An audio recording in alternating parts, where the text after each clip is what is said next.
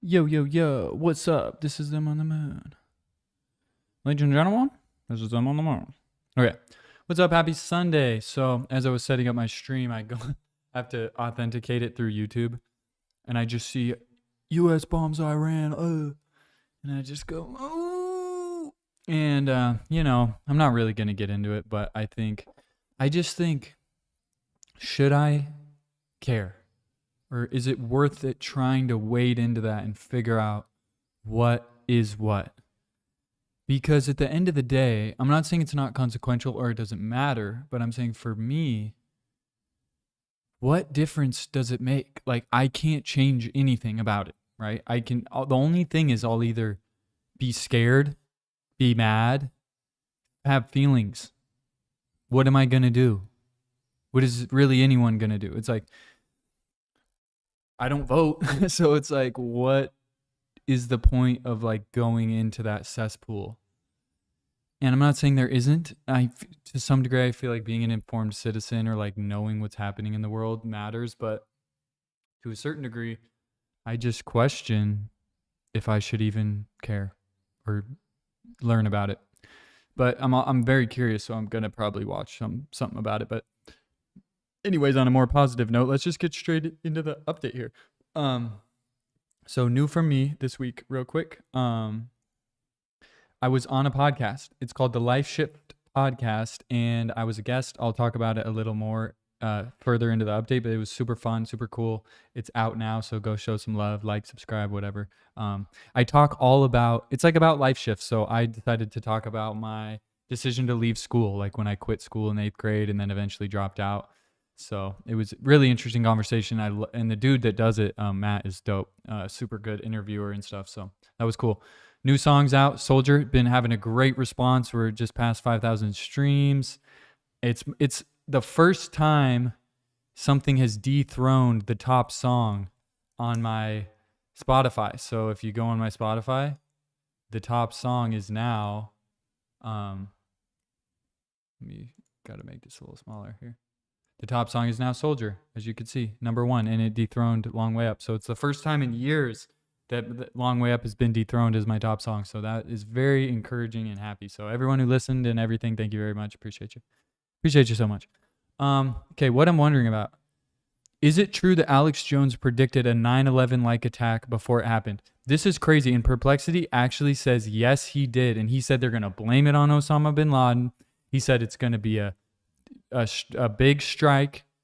They're going to blame it on Osama bin Laden, and totally called it. Totally 100% called it before it happened, which is crazy. And I think that's why he has such a big platform and he's been so prominent, because while he's wild boy and he gets things wrong, without a doubt gets things wrong, he's got some crazy shit right. And like, same thing with Epstein. He's been talking about Epstein forever. So it's just interesting that he's like, bro, they're going to do a false flag, or not a false flag, but there's going to be a giant terrorist attack on American soil. They're going to blame it on Osama bin Laden, et cetera, et cetera. Basically called it. So that was interesting. And then the other thing I'm wondering about here is, did the historical Jesus, according to our earliest and most reliable sources, explicitly claim to be God himself in the direct ontological sense, as later Christian theology teaches? So I watched this guy, Bert Ehrman. So this is insanely interesting, because as a Christian, I was raised like Jesus is God and the Trinity and like everything. But what you find, it's so funny, because getting raised in the church and having a lot of religious debates all the time, people are always like, you have to understand the context. You have to look at the actual language. You have to understand the context and the time and what was going on. And through that lens, you find that basically Jesus really didn't go around claiming to be God. He claimed to be the Messiah. He claimed to be divine, right? He was doing miracles and these things. But the idea that he was God incarnate, this is an idea that's made up later, right? So like all the Gospels, the first Gospels, Matthew, Mark, Luke, right? Jesus doesn't claim to be God one time, right? And it's not until John, which he starts claiming to be God, and then later books in the Bible, this thing where Jesus is God starts to get built, right? But as far as Jesus himself, if you could go back with a camcorder and film him walking around, probably didn't really claim to be God. I think he claimed to be divine in these things, but the evidence is just really against that he thought he was God. And people say, oh, they killed him for saying he was God, but that's not true. They killed him for saying he was king of the Jews, which is different, right? It's like, and he was the son of God, right? And so it's this really interesting thing where it's just portrayed so much different than you learn in the church, right? Because what Christianity and what Christ did, because I think he was a real person, what that evolved into over time was this whole new thing we have now. But at the time, you could argue he wasn't claiming to be God. And this dude, Bert Ehrman right here, makes a very compelling case for why that was the case. And also, you say, well, it says it right in the Bible in John or whatever, but you find all these discrepancies in the Gospels. So you find all these things where the Gospel stories contradict themselves and there's a bunch of problems. So it makes you skeptical when you start to see things evolve over the course of the Gospels, like over time. So it's like you look at the earliest accounts and there's nothing. And then as the accounts go on, an idea or something starts to kind of start evolving and happening, which is like Jesus' resurrection and the details around it and him appearing to people, him saying he's God. All these things like crop up and get invented later,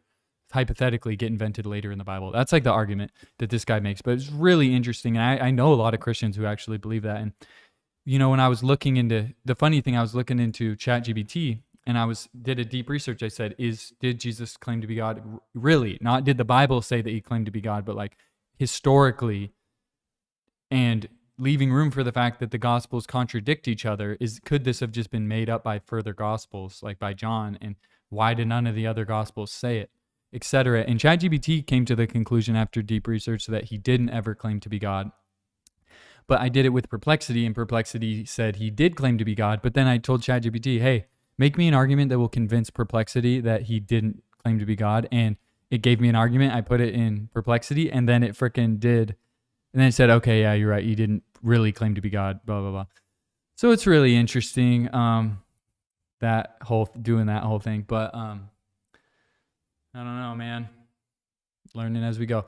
But the thing I was going to say is Perplexity talks about how it's one of the most debated, contentious issues in religion and theology is this idea, is Jesus God? Did Jesus claim to be God? Etc. And to me, I'm like, if Jesus was God, I feel like it would be so clear in the Bible. It wouldn't be that somehow the first three Gospels just never mention anything about God, Jesus being God, right?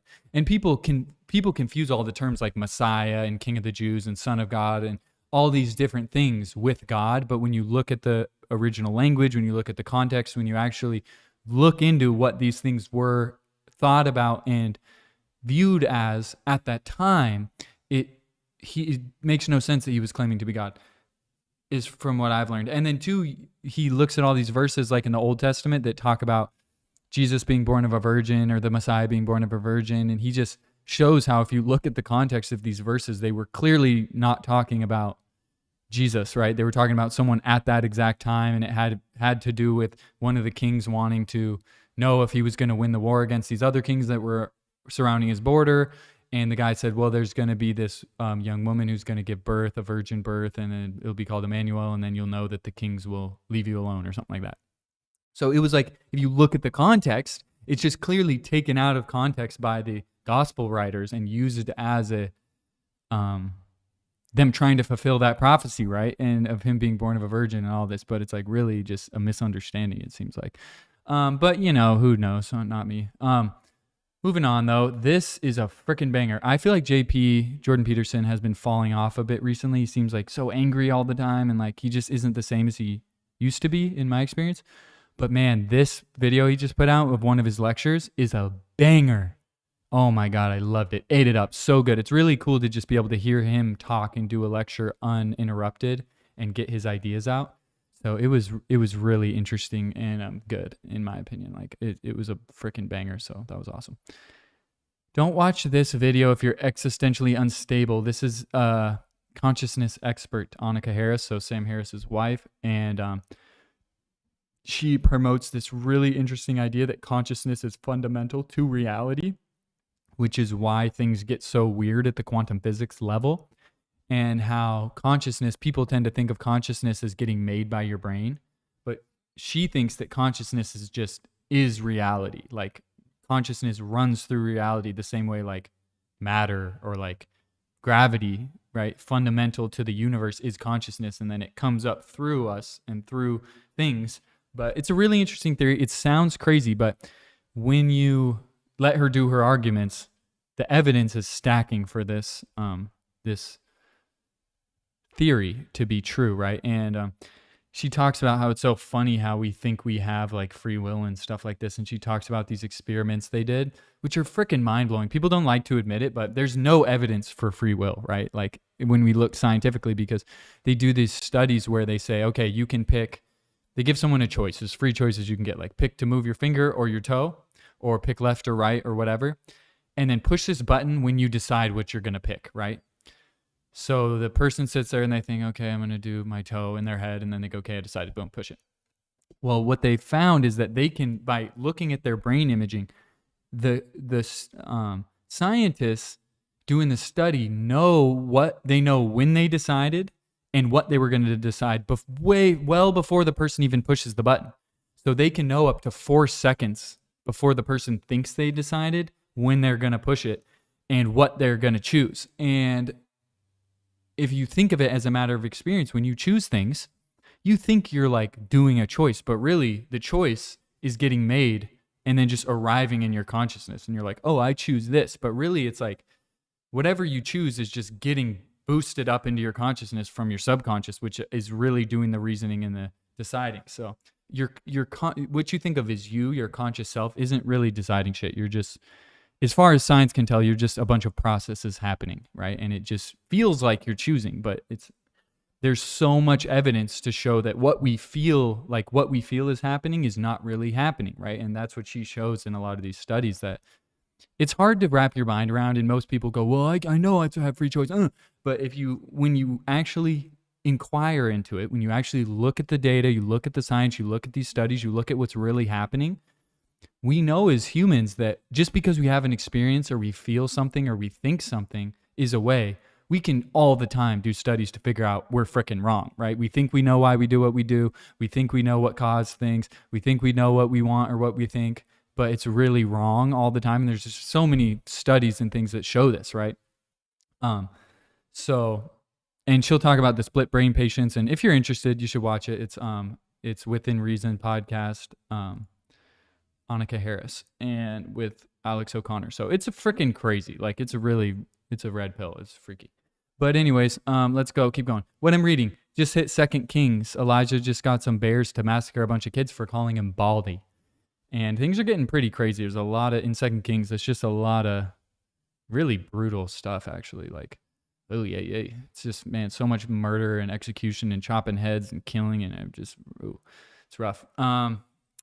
But interesting. So I said, respect the prophet of the Lord or die. I think that's kind of the lesson with the Elisha thing with the bears. Okay, on repeat. Knock Yourself Out, Porter Robinson. I might have put this last week, but I'm still on repeat. And then this Vietnamese song, Obito, Dandoi. And it's a Vietnamese rapper. It's freaking sweet. Dude, this is crazy. So since I'm going to Vietnam soon, I've been looking into like Perplexity Labs and like these new like agentic AI tools that can do a bunch of tasks for you. So I told Perplexity Labs, I was like, hey, I'm going to Hanoi. I want to find some artists to collab with or work with in Vietnam. Can you make me a list of artists, labels, studios, things that are like within my size as an artist that do pop, upbeat kind of pop, indie vibes, and find me a bunch of artists that I can reach out to, get me their contact information, their social media, everything about them, and make me a sheet. So it got a bunch of them and did it for me and gave me this whole report, but it wasn't super good. So I fed that to ChatGPT, and I had ChatGPT do deep research, and I said, hey, dial this list in, find more artists, fill out all the information, and give me a PDF or a CSV. So in like probably 20 minutes, it does all this research, spits me out a full-on, it's like having an employee, spits me out a full-on spreadsheet with all these artists, their managers, their info, their contact, their social media, their, where it found them, like everything about them. And then I inputted that into Notion. So now I have a Notion database where I can type, I can set who I contacted and who I need to follow up with. And really cool. AI is freaking cool, and it can do some cool stuff. So that was fun. Okay, next week we got coming out is my Pain is Super Fun vlog when I was in California and we did the music video, which just came out last week. So that vlog and the photojournals coming next week, so you can look into that. And then subscriber section, still no one has put anything in here, but if you want to, you can. This is for my subscribers if you want to put something in the blog. So I said share photos of your pet or concise arguments for the existence of God would be fire.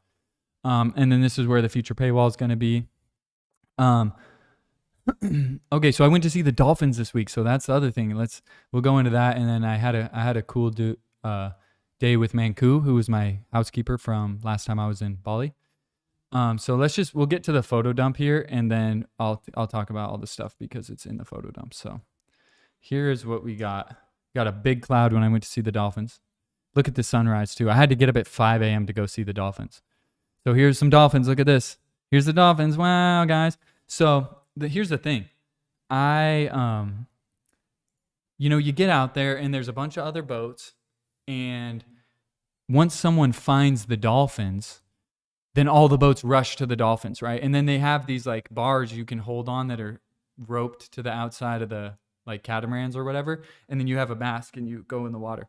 But it was kind of hard to find the dolphins, and they were kind of skittish. Like they would pop up and they'd go off, and I was in a boat with a bunch of people, so I had to like wait my turn. But all the people in the boat, we didn't get a chance to like go over where the dolphins were. So none of them, I think, saw any dolphins. But I think right after this GIF, right? So I was videoing these dolphins.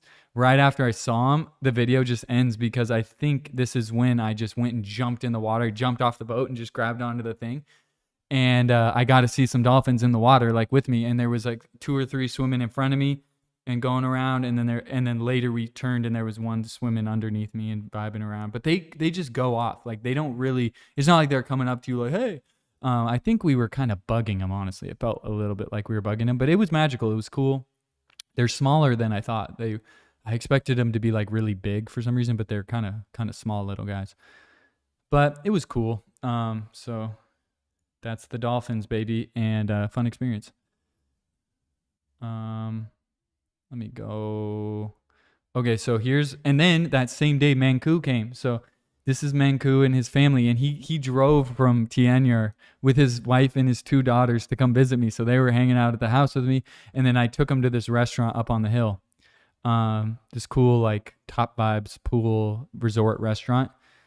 And it was just good to see him, and it was fun. And where's the view here? Yeah, so that's from the side of the hill, and then this is me on the boat to go see the dolphins. And then, oh, that's a crazy bug. But anyways,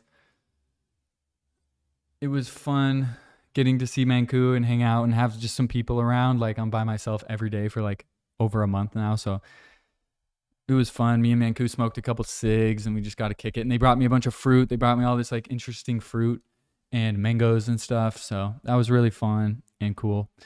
And then the crazy thing is, so this restaurant, I sent it to Spencer because my brother, he was homies with Manku too, because he was with me last time I was here. So I sent him this picture, and this is, granted, this is about 2.5 hours away from where Spence and I stayed last time. He's like, dude, I went there because him and his girl in Bali, they drove really far to the other side of the island and found this cool place to go eat. And it was freaking this place. And I had no idea. So last time we were in Bali months ago, he probably drove right by my house up the hill to this resort, like 2 hours away. And then it just randomly, I happened to go here with Manku when I came. So that was interesting. But the crazy thing is I bought this entire meal. So I had 2 meals. I had a rice and chicken thing, and I had a quesadillas, and everyone got like chicken burgers and juice and everything. $60 total. And a lot of the fee was just so we could eat at the resort, because I didn't know it was a resort. It was like, I thought it was just a restaurant, but you had to pay like if you want access to the restaurant, which has like a pool and it has like all the service and everything. So it was even more money than just the meals, but it ended up just being like $60 for everyone to eat there, which was crazy to me. Like, let's go Bali, baby. Okay, I think that's about everything. Oh, wait, no, it's not. We got more photo dump. Hold on. This is funny. So these bugs, dude, look at this bug. Okay, this bug, it's like a dual helicopter bug, and it has like 6 legs in the front, 6 legs in the back, and it flies and it crawls, and it's the weirdest bug. and I've seen them before fly.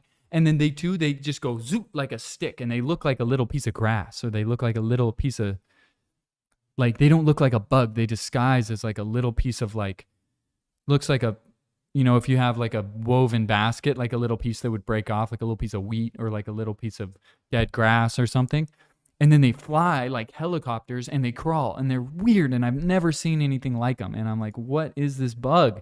And at first I saw one flying by and turn into a piece of grass. And I was like, am I freaking high? Like, what was that? And then I didn't see one for a while. And then I saw one the other night and I'm like, this is the weirdest bug, dude. It's so strange. So that's weird. And then, yeah, new top song. And then too, I gotta say, I've been getting really good response on the song, but this person commented and said, not a banger. I'd rather gouge out my own ears. And I was like, dude, I've never heard the term gouge out my ears before, but sorry you hate it. It's funny, but I get really good. Most people are very kind, but there are some freaking haters that roast me. So that's that. I know this is a much shorter update than usual, but that's all I got this week. I think by next week, I'll be in Hanoi by next. Let me check my calendar here. Friday, Saturday, Sunday. Oh, yeah, I'll be in Hanoi for the next update. So next time I see you, I'll be in Vietnam. And that's what's up. Yeah, anyways, hope you have a good week. Go stream the song if you want, Soldier, on Spotify or wherever, and like it or save it, playlist, repeat, go. And we'll see you next week with a new vlog and a new photo journal. It'll be coming out this week, so keep your eyes peeled for that. And thanks for everyone who's here. Super appreciate you, and I'll see you next week. Peace.